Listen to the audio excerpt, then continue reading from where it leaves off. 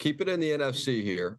Bears 49ers is Sunday Night Football this week. Big A lot on game. the line. A lot on the line, both directions, just because you think about where the Bears are right now at 11-4, but the 49ers still in play for that 1 seed. And they think if they win this game and they win against Seattle in Week 18, Coach, they could be the 1 seed given everything this team has been through this year. Unbelievable.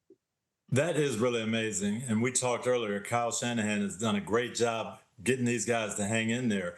But you've got 2 home games left, and you win them, you're the number 1 seed. And I would not bet against these guys. They are playing good football. They believe in what they're doing. Christian McCaffrey is fresh. He's healthy. He's had some injury issues. The one big thing is, to me, how is George Kittle going to be? Because they need not only his ability, they need his energy out there Sunday night. Coach, you took the words right out of my mouth. I was just about to speak to George Kittle because you watch him on the field going out for passes. He is extremely fast, but you also see him throwing a guy out the club on the sideline, throwing him 5-10 yards on the sideline. I'm like, this dude is an absolute animal. But, yeah, he's definitely a difference maker. The Bears are playing with a lot of confidence. That's going to be a tough trip going on the West Coast, playing against this physical team, the 49ers. I'm not going to tell you who I'm picking tonight or right now, but it's going to be a very physical game, Jack, and that'll be the difference. It is. And I'll tell you guys, I was actually in Chicago in their building doing some interviews, and they have a belief. And, yes, they've been down in so many games, and they're winning on the last drive. But they believe in their quarterback. They believe in their coach. They believe that they're physically tough. They feel like they can get a takeaway, a turnover anytime they need it on defense. And there's something in that building that it's complete 180 from how it was last year. And you have to give Coach Johnson and that coaching staff credit. But this is going to be a phenomenal game. It really is. A bigger surprise this season, Bears or 49ers? Hard question. Okay, that's Bears. not a hard question. I would say Bears 100% with the young quarterback and the new head coach coming in, and the first move he made was to sign three basically interior offensive linemen. I think it's the Bears, Coach. I definitely agree with you. San Francisco, they've had the injuries to deal with, but I didn't think the Bears turnaround would come this quick. They were in disarray last year after the Hail Mary where the guys looking in the stands, they just Rick Stevenson, yep. And so now to come back and be in the playoff hunt, maybe win your division and have that confidence level where it is, I think that turnaround is the biggest surprise to me. Okay, I'm going to do something really stupid, and I'm going to disagree with 2 legends here. I think the Bears were a team that was momentum. It was, Caleb's now got a few years under his belt. This head coach comes over from Detroit. We all know can coach. Like the momentum, new offensive line, new pieces on the outside, new tight ends. And then you look at San Francisco, and it's more of an erosion of this roster. Then Bosa goes out. Fred Warner goes out. Hufunga's in Denver. Greenlaw's in Denver. Brandon Ayuk not showing up for work. Ricky Pearsall's been hurt. George Kittle's now hurt. Debo Samuel's gone. Brock Purdy gets hurt. Mac Jones comes in. Come on. And they're playing for the 1 seed in San Francisco. I know the brand value, but they don't have the players, and they're still right there. So you still had Brock.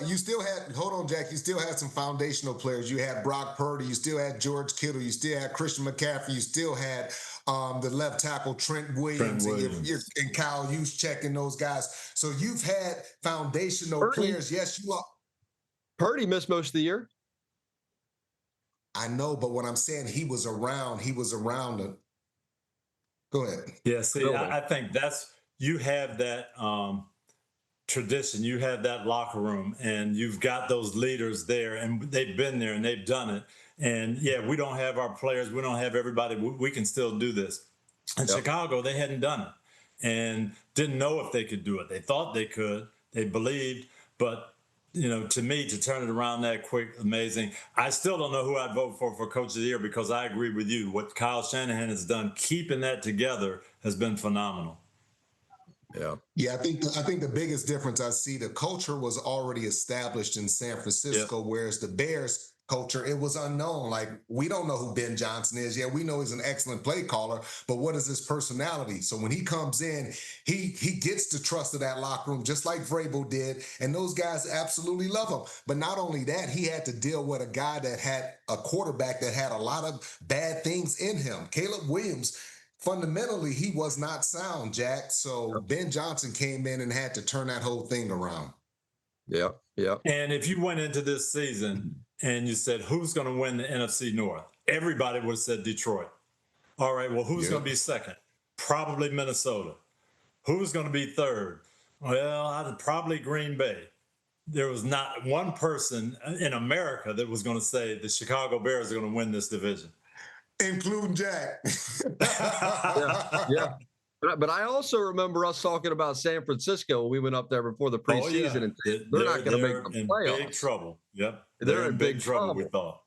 And I think even Shanahan entering the year had major concerns about how the heck am I going to do this? And so to me, there are two Coach of the Year candidates in completely different directions. One hanging on to the pieces and figuring out a way to make it go on the fly, and the other completely flipping what an organization is, and Ben Johnson. Yeah. So bottom line, it's impressive on both sides. And I can't wait to talk about both sides of these two teams going into Sunday night. Fred Warner going to join us on Sunday Night Football pregame as well. And so that's going to be, for me, really a fun day. I'm looking forward to it. And a game that could determine the number one seed, could determine who's going to win the NFC North. I mean, this is a huge, huge game. I can't wait. Man, coming off one of the best Week 16s in NFL history into Week 17, we go. Merry Christmas to you both. I appreciate your guys' time this week, and off to San Francisco we go. All right, let's go. Guys. Hi, I'm Mike Tirico, and thanks for watching. Make sure to hit subscribe for the latest news and highlights from NBC Sports.